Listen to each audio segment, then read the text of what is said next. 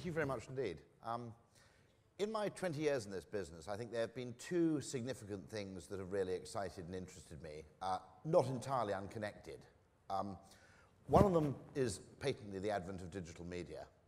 And being a direct marketer at the time, still being a direct marketer at heart, the potentiality that this offered to completely transform the nature of the relationship between organizations and brands and the public just seemed spectacularly exciting. And I don't think we're even close to seeing the full potentialities realized yet. I think there's another 5 or 10 years to go before we actually realize the full significance of what's happening. The other thing, not unconnected, was the early discovery by chance of a book called Nudge by two Chicago University economists called Dick Thaler and Cass Sunstein.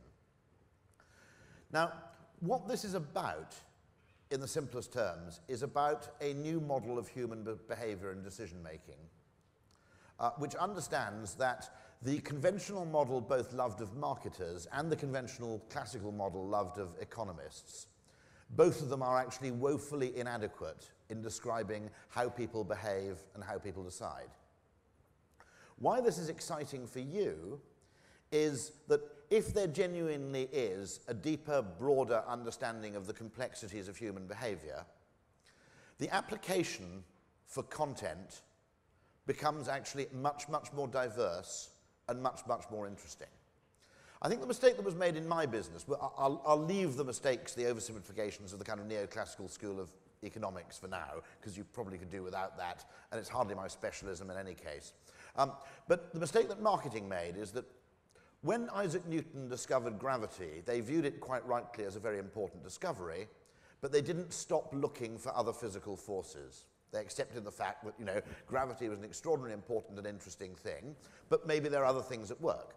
And actually the best theoretical physicists, despite some efforts to try and condense them down to 3, 2, or even 1, have basically failed in this endeavor and now accept there are 4 fundamental physical forces. Gravity being one, electromagnetism another, and I think there's a thing called the strong nuclear force and the weak nuclear force. Don't ask me to explain in detail the last 2. But the interesting thing about these forces is that they are different and they can act in concert or they can act against each other. If you take gravity, for example, it's a relatively weak force, but it operates over an enormous range. It's incredibly pervasive. If you take electromagnetism, it's a very powerful force at short range only. What we're starting to realize about human behavior is that it operates at least at more than one level. The mistake that marketers made is when they discovered the incredible power of brand preference, they kind of stopped looking for other forces on human behavior and said, it's all about that. And they developed a model of marketing which just suggested that brand preference translated perfectly and without any other intermediation into purchase. The important thing to do was actually to get advertising out, brand advertising that reached people in large numbers often. Okay? All of which, by the way, is still important. I don't want a false dichotomy to emerge, people thinking that because we've discovered some other way of influencing human behavior, then actually the value of building a really strong, powerful brand to large numbers of people somehow is diminishing in importance. It hasn't. Like gravity, it's still really, really useful to have gravity on your side. The only problem with marketing is that because all research took place at some distance from the moment of purchase, we developed a research technique that could actually detect gravity but couldn't detect electromagnetism.